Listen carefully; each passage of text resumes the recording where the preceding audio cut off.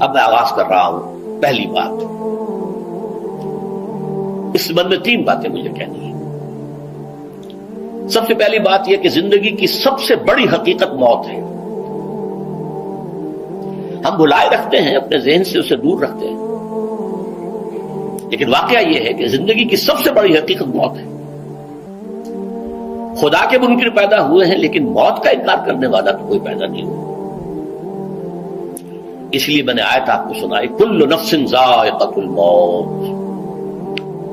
ہر سی نفس کو موت کا مزہ چکھنا ہے، ہر جاندار کو موت کا مزہ چکھنا ہے. ثم الینا ترجعون، پھر ہماری طرف لوٹا دیے جاؤ. تو زندگی کی سب سے اہم حقیقت موت، اور موت کے بعد رجوع الی اللہ، آخرت. یہ سب سے بڑی حقیقت ہے. ایک حقیقت سب مانتے ہیں، سب جانتے ہیں، دوسری حقیقت کے اوپر پردہ پڑا ہوا ہے. میں نے اس اعتبار سے نوٹ کیا، یہ الفاظ قرآن میں 3 مرتبہ ہے. کل نفس ذائقۃ الموت،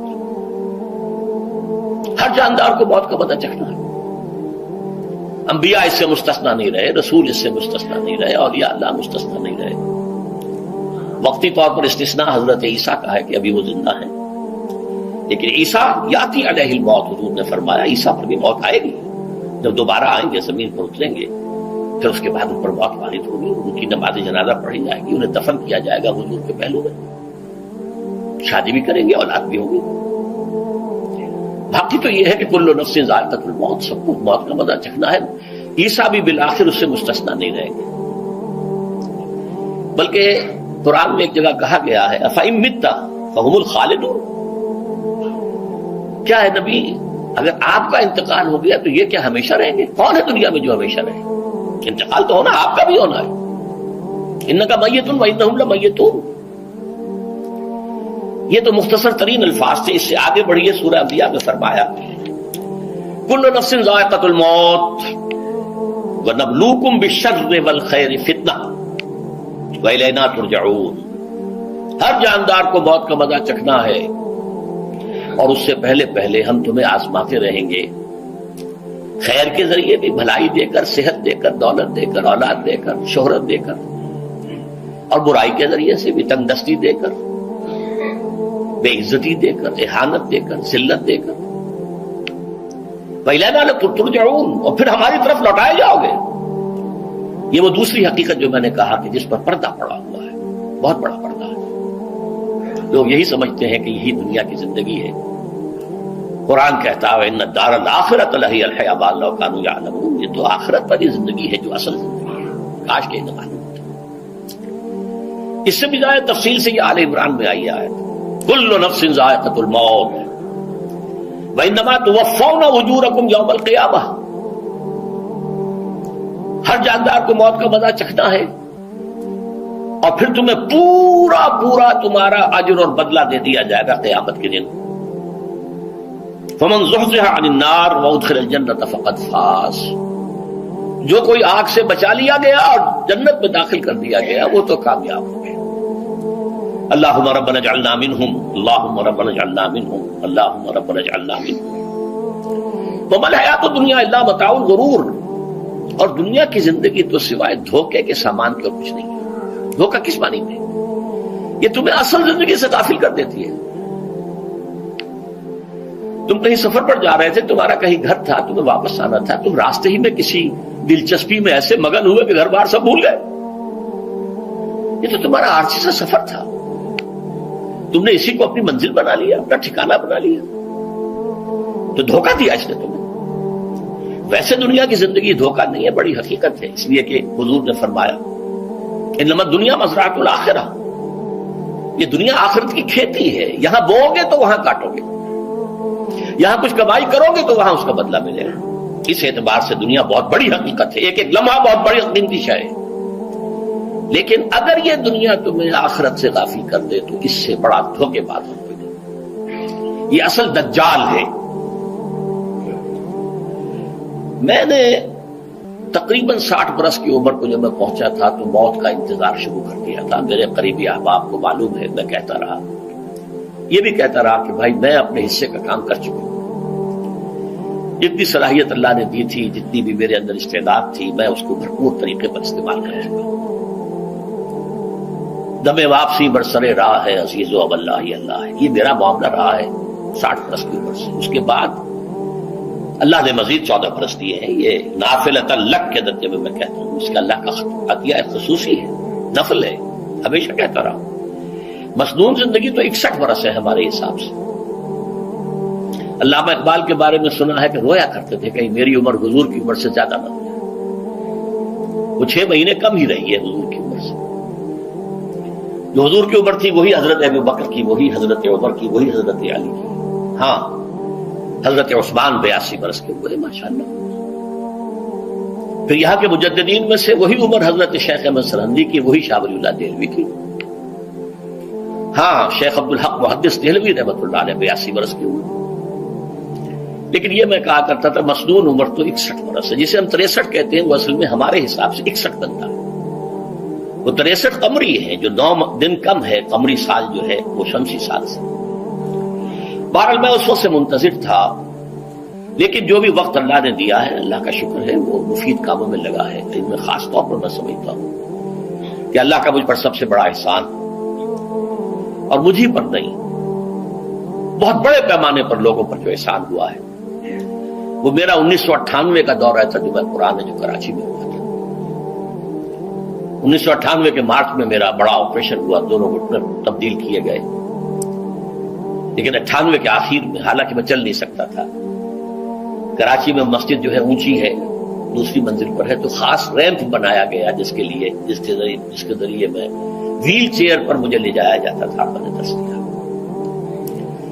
اس درس کی گزشتہ چند سالوں سے پوری دنیا میں جو گونج ہوئی ہے اللہ کے فضل و کرم سے, اللہ کا کوئی حکمت خداوندی اس کے ساتھ وابستہ ہے. اس میں میرے کسی کام کو دخل نہیں ہے, میری کسی کوشش کو دخل نہیں ہے. میں نے تو جو درس میں دیتا آ رہا تھا سن 85 سے دورہ ترجمہ قرآن, البتہ یہ بات ضرور ہے کہ میں نے محسوس کیا تھا کہ سن 98 کے اس درس میں دورہ ترجمہ قرآن کے مجھے خصوصی انشراح حاصل تھا. میری ساری گفتگو کا حاصل کیا ہے؟ دیکھیے, نظریاتی تحریکوں کا تعلق اشخاص سے نہیں ہوتا. ٹھیک ہے, کوئی اس کا داعی ہوتا ہے, کوئی اس کا مؤسس ہو جاتا ہے, کوئی اس کا آغاز کرنے والا ہوتا ہے, لیکن نظریاتی تحریک افراد سے وابستہ نہیں. افراد آتے چلے جاتے ہیں اپنا اپنا حصے کا کام کر کے, جس کو جتنا مقدر ہے, جتنی اللہ تعالیٰ کی طرف سے توفیق ہے, وہ اپنا کام کرے گا, چلا جائے گا. یہ چمن یوں ہی رہے گا اور ہزاروں جانور اپنی اپنی بولیاں سب بول کر ہو جائیں گے. مبارک ہیں وہ لوگ جنہیں قرآن کی بولی بولنا نصیب ہو جائے. وَإِنْ يَحْسِبُ أَنِّي مِنْهُمْ, مجھے گمان ہے, اللہ کا فضل ہے کہ میں ان میں سے ہوں. میں نے قرآن کی بولی بولی ہے, اور قرآن مجید کو جیسا کہ وہ ہے ایز اٹ از, اپنے کو مذمومہ خیالات, اپنے کوئی ذہن سے زائدہ نظریات کو میں نے اس میں دخل نہیں دیا, جسے انگریزی میں آپ آبجیکٹیولی کہتے ہیں. خالص معروضی طور پر قرآن کو پڑھا, قرآن کو قرآن سے سمجھائے, یا پھر سیرت رسول سے سمجھائے. میں لفظ سنت کی بجائے سیرت استعمال کر رہا ہوں. قرآن مجسم حضور تھے صلی اللہ علیہ وسلم, اور حضور کی سیرت اور حیات جو ہے وہ قرآن مجید کی اصل تفسیر ہے. یہ حقیقت بھی بہت کم لوگوں کے علم ہے. وہ احادیث کا نام تو لیتے ہیں, احادیث بھی ہے, سیرت بھی تو احادیث ہی سے ہمیں ملتی ہے, لیکن میں خاص طور پر سنت یا حدیث کی بجائے سیرت کا لفظ استعمال کرتا ہوں. قرآن کی 2 سورسز ہیں, قرآن خود اور سیرت رسول صلی اللہ علیہ وسلم. بہرحال انشاءاللہ اور عزیز یہ کام بڑھے گا, چلے گا, یہ میں ابھی بعد میں عرض کروں گا. دوسری بات جو میں نے آیت پڑھی آپ کو, وَمَن نُعَمِّرْهُ نُنَكِّسُ فِي الْخَلْقِ أَفَلَا يَعْقِلُونَ, بہت بڑی حقیقت زندگی کی یہ بھی ہے. جس کی ہم عمر زیادہ کر دیتے ہیں اس کی خلقی صلاحیتوں میں کمی کر دیتے ہیں. موٹی بات ہے, بڑھاپا آئے گا, ہمیشہ کی مانی ہوئی بات ہے. اگرچہ جوانی میں آدمی بڑھاپے کا تصور نہیں کرتا, لیکن بڑھاپا آنا ہے, یہ بھی ایک حقیقت ہے موت کی طرح. غالب نے کہا تھا, مزمحل ہو گئے قوائے غالب, اب عناصر میں اعتدال کہاں. ایک صاحب نے مجھے شعر سنایا تھا، ابراہیم صاحب سے ٹونک کے رہنے والے. ذوق پیری بڑھ گیا، جوش جوانی گھٹ گیا. اب عصا بنوائیے نخلے تمنا کاٹ کر. یہ تمنائیں جو ہیں طول العمل کاٹو. اب گئی جوانی، امنگوں والا دور گیا. اور یہ جو تمناؤں کا پودا ہے اس میں سے لکڑی لے کر عصائے پیری بنوا لیجیے. اب بڑھاپے کے لیے ایک عصا درکار ہے. بڑا پیارا شعر ہے. ذوق پیری بڑھ گیا، جوش جوانی گھٹ گیا. اب عصا بنوائیے نخلے تمنا کاٹ کر. ابھی 2-3 دن ہوئے ہیں یہاں پر جو خانہ فرہنگ ایران ہے اس کے ڈائریکٹر آئے تھے، انہوں نے فارسی کا ایک شعر سنایا، بڑا پیارا شعر ہے. در جوانی گفتم کہ شعر شعر است اگرچہ پیر بود. جوانی میں یہ کہا کرتا تھا کہ شعر تو شعر ہی ہوتا ہے چاہے بوڑھا ہو جائے. بوڑھے ہونے سے اس میں کیا فرق واقع ہو جائے. شعر شعر است اگرچہ پیر بود. چوں میں پیری رسیدم، جب میں خود پیری اور بڑھاپے کو پہنچ گیا، دیدم تو مجھے یہ بات نظر آئی کہ پیر پیر است گرچہ شعر بہت. بوڑھا بوڑھا ہی ہوتا ہے چاہے وہ شعر ہی کیوں نہ ہو. تو یہ بڑھاپا جو ہے یہ زندگی کی دوسری بڑی حقیقت ہے. اس کا ایک اثر تو سب کو معلوم ہے، قوائے غالب جو میں نے کہا، بڑھاپے کا عام نتیجہ جسمانی ضعف، سب جانتے ہیں. لیکن مجھ پر اور کچھ اور لوگوں پر بھی خاص طور پر اس کا جو ایک اثر ہوتا ہے یا مجھ پر ہوا ہے وہ ہے یادداشت کی کمزوری. اور یہ میں کئی سال سے محسوس کر رہا ہوں. میری پرانی یادداشت بڑی مضبوط ہے، قوی ہے، اس میں کہیں کوئی کمی نہیں ہے. لیکن ریسنٹ پاس کی چیزیں جو ہے، پچھلے 5-6 سال کے واقعات مجھے یاد نہیں رہتے. اشخاص سے ملا ہوں اور دیکھ کے پہچان لیتا ہوں، کئی بار ملاقات ہوئی، نام یاد نہیں آتا. تاریخیں اور اشخاص کے نام کے اعتبار سے تو خاص طور پر کئی سال سے میری جو میموری ہے وہ امپیئرڈ ہے.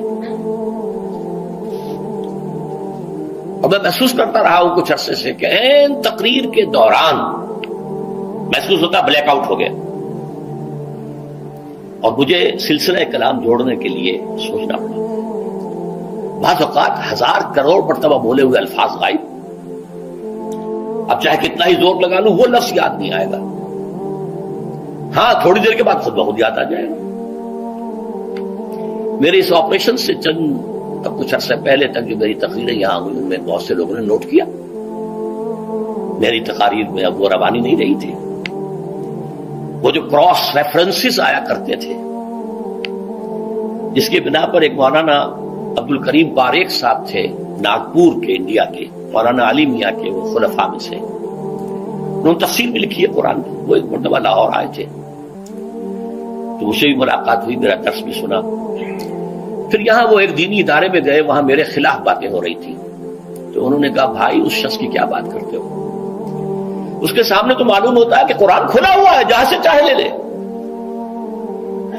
پھول کھلے ہیں گلشن گلشن، لیکن اپنا اپنا دامن، تم کیا بات کر رہے ہیں اس کے بارے میں. تو عبد الکریم پاریک صاحب کی وہ جو تقاصر تھا وہ صحیح تھا. کراس ریفرنسز کا آنا، القرآن یفسر بعضہ بعضا، اس میں بہت کمی آ گئی. بہرحال اس کے علاوہ تیسری چیز ہوتی ہے بڑھاپے میں ریزسٹنس کی کمی کی وجہ سے عوارض. بلڈ پریشر کا میں مریض ہوں اور کوئی 25 برس سے ہوں، شوگر کا میں مریض ہوں اور کوئی 5 برس سے ہوں. ایک خاص برس جو مجھ پر آیا ہے آج سے 4 سال پہلے، اس کی ایک تاریخ ہے. یہ جو امراض دماغی کے ماہرین ہیں یہ کہتے ہیں کہ ایک مرض ہے بائی پولر ڈپریشن. انسان میں کبھی تو انشراح ہوتا ہے، ایکٹیویٹی ہوتی ہے، سوچتا ہے اور ایکٹیو کرنے کے لیے، گفتگو کے لیے، بھاگ دوڑ کے لیے طبیعت میں آبادی ہوتی ہے. کبھی وہ بجھ سا جاتا ہے، کبھی وہ حرکت کرنے کو جی نہیں چاہتا، پڑا رہے کسی کونے میں، سو جائے. تو یہ بائی پولر معاملہ کہلاتا ہے، یہ ویو چلتی ہے. اچھا یہ ہے ہر انسان میں، جسے ہم عام طور پر کہتے ہیں موڈ آف ہے بھائی میرا، مجھ سے باتیں کرو. تو یہ موڈ کا آف ہو جانا، آن ہو جانا، یہ عام آدمی بھی ہوتا ہے. لیکن جو اللہ کے کسی فضل و کرم سے زیادہ ذہین ہو، زیادہ حساس ہو، ان میں پھر یہ جو ویو ہے یہ زیادہ اونچائی زیادہ نیچائی، زیادہ اونچائی زیادہ نیچائی، اور اس کو پھر ہم کہتے ہیں مرض، بائی پولر۔ یہ ہمارا خاندانی مرض ہے، والد صاحب کا تھا، بڑے بھائی اظہار احمد صاحب کو ہوا، میری بڑی ہمشیرہ کو ہوا۔ عام طور پر اس کی عمر ہوتی ہے اور ہوتی تھی، 3 تجربے مجھے ہیں، والد صاحب کو 13 برس میں نے اٹینڈ کیا ہے اس بیماری میں، سن 52 سے 65 تک جب کہ ان کا انتقال ہوا۔ یہ عام طور پر شروع ہوتا ہے 50 برس کے لگ بھگ۔ میری عمر جب 50 برس کے لگ بھگ ہوئی تو مجھے کئی مرتبہ محسوس ہوا کہ میری تقریر کے دوران سوئچ آف ہوتا۔ ایک مرتبہ سن 70 میں میری یادداشت کئی گھنٹوں کے لیے بالکل ضائع ہو گئی، اس کا میں نے تذکرہ کیا ہوا، میری کتاب ہے حساب کم و بیش، جو کیفیت مجھ پر گزری تھی، جس کرب کے عالم میں وہ چند گھنٹے مجھ پر گزرے تھے، میں انہیں الفاظ میں بیان نہیں کر سکتا۔ آدمی خراب ہے، نہ ابتدا کی خبر ہے نہ انتہا معلوم، کچھ بھی نہیں۔ میں جب 50 برس کا ہوا اور یہ ایک مرتبہ مجھے جھٹکے لگے مسجد سمن آباد کے اندر، تو میں نے ڈاکٹر رشید چودھری صاحب سے، وہ میرے والد صاحب کے بھی والد رہے تھے، میں نے ان سے کہا کہ یہ ڈینجر زون میں داخل ہو گیا ہوں۔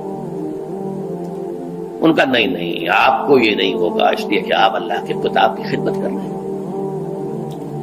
تو ان کی یہ بات تو پارشلی ٹروتھ نکلی کہ 70 برس کی عمر میں مجھ پر یہ 20 برس اللہ تعالیٰ نے مجھے اس میں ایک بونس دے دیا۔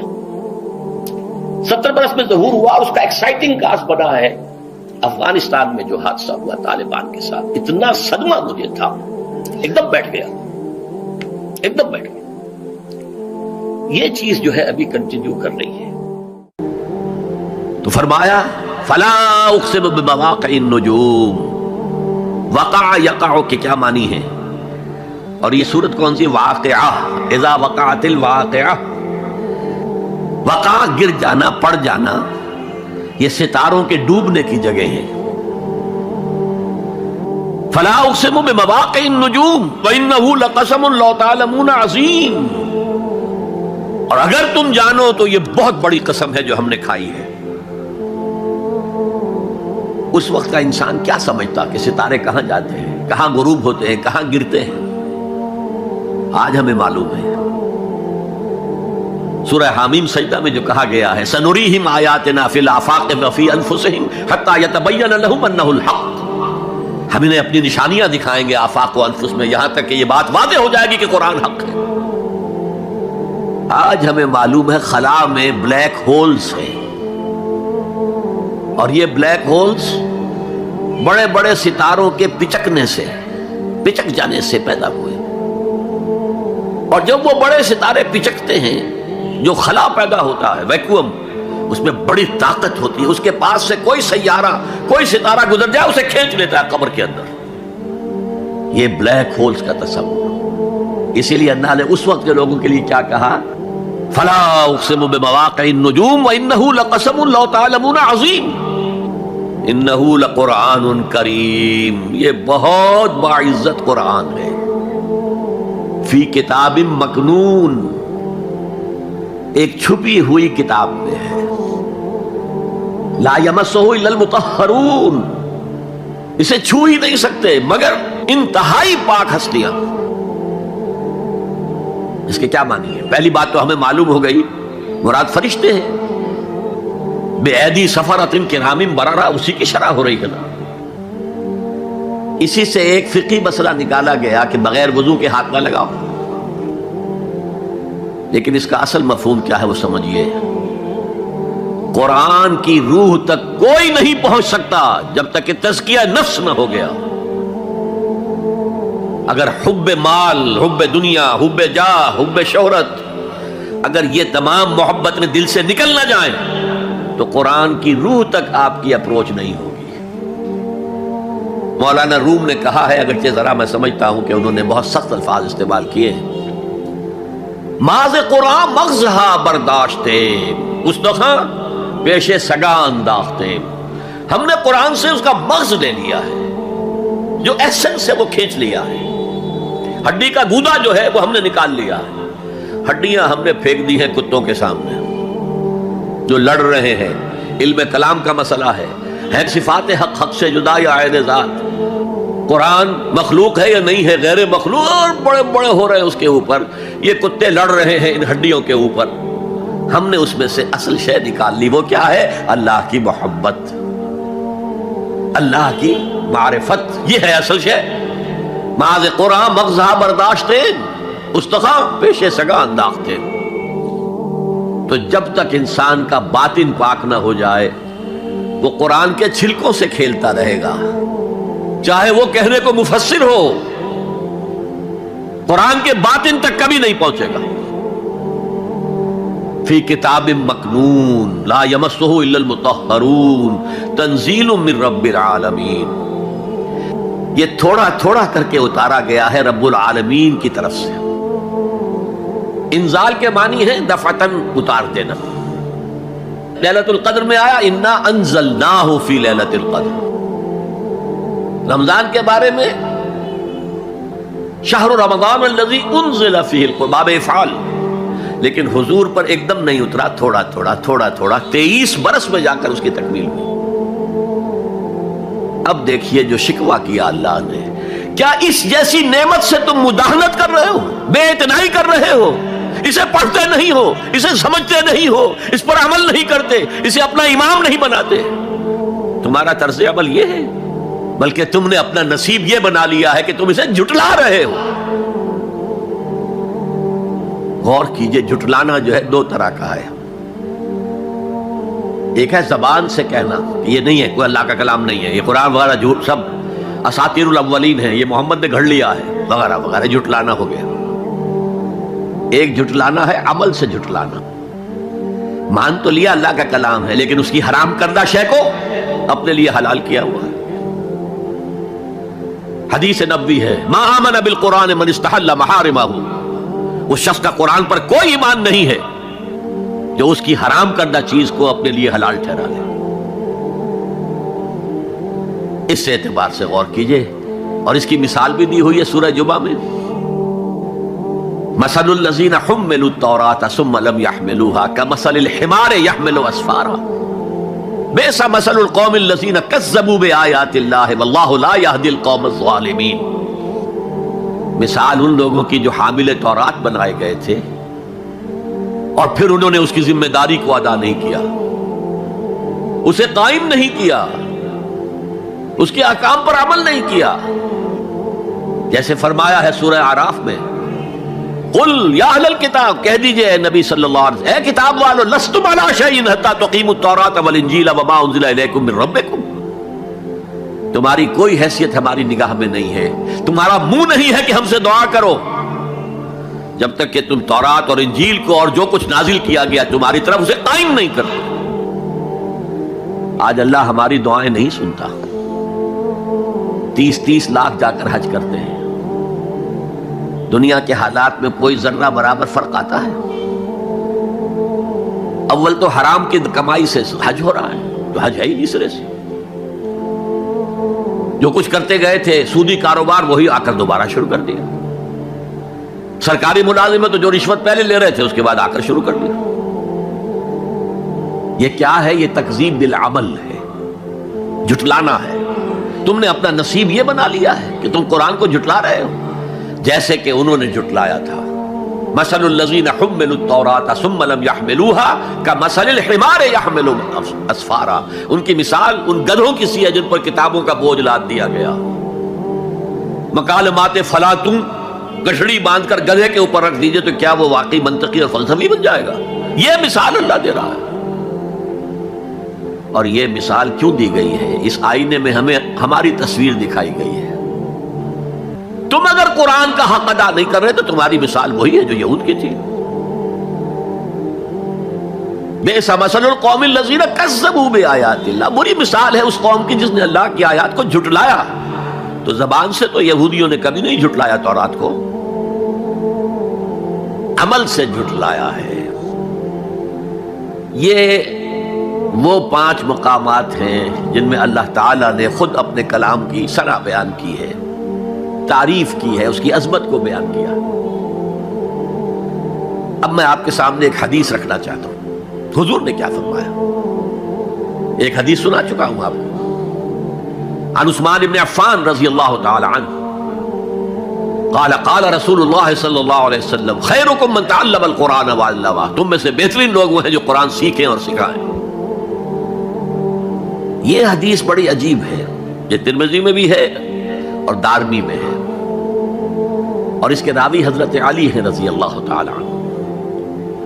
عن علی رضی اللہ عنہ قال، حضرت علی فرماتے ہیں انی سمعت رسول اللہ صلی اللہ علیہ وسلم یقول، میں نے سنا اللہ کے رسول صلی اللہ علیہ وسلم کو یہ کہتے ہوئے انہا ستکون فتنۃ، ان قریب ایک بہت بڑا فتنہ رونما ہوگا. حضرت علی فرماتے ہیں قلت، میں نے عرض کیا مل مخرج منہا یا رسول اللہ، اللہ کے رسول یہ فرمائیے اس فتنے سے بچنے کا، نکلنے کا راستہ کون سا ہوگا.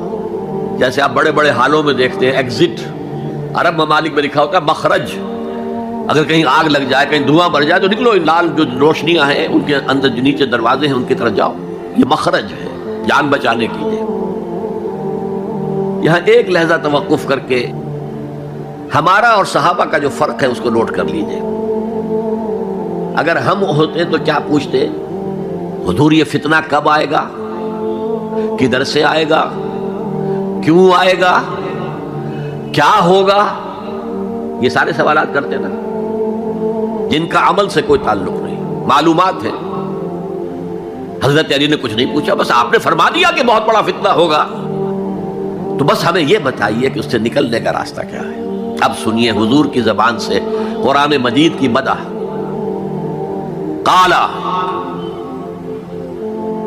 کتاب اللہ، فتنوں سے بچانے والی اللہ کی کتاب ہے. فیہ نبأ ما قبلکم، اس میں تم سے پہلے جو تھے ان کی بھی خبریں ہیں، قوم نوح اور قوم عاد اور قوم ثمود اور قوم مدین اور آل فرعون اور صدوم اور عمورہ کی بستیوں کے حالات ہیں کہ نہیں. وخبر ما بعدکم، اس میں تمہارے بعد جو آنے والے حالات ہیں وہ بھی درج ہیں. ذرا کھدائی کر کے نکالنا پڑتا ہے ورنہ حالات موجود ہیں. ایک اوپر کی چیز ہے، سامنے کی چیز ہے، ایک ذرا اندر سے کھدائی کر کے. لیکن یہ کہ حضور فرما رہے ہیں خبر ما بعدکم وحکم ما بینکم، اور جو بھی اختلافات تمہارے درمیان ہوں گے ان کا فیصلہ بھی اس کتاب میں موجود ہے.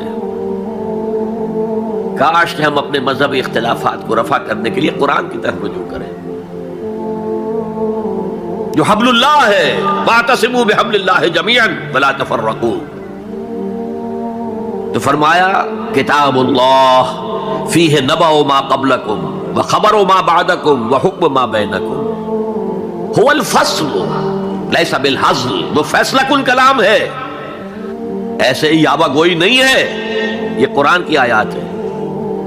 انہ لقول فصل وما هو بالحزل، سورہ طارق کے اندر آیا، طارق میں هو الفصل ليس بالحزل من ترکہ من جبار قسمہ اللہ. اگر کوئی جبار شخص اپنی سرکشی میں اس قرآن کو ترک کر دے گا اللہ اسے پیس کر رکھ دے گا.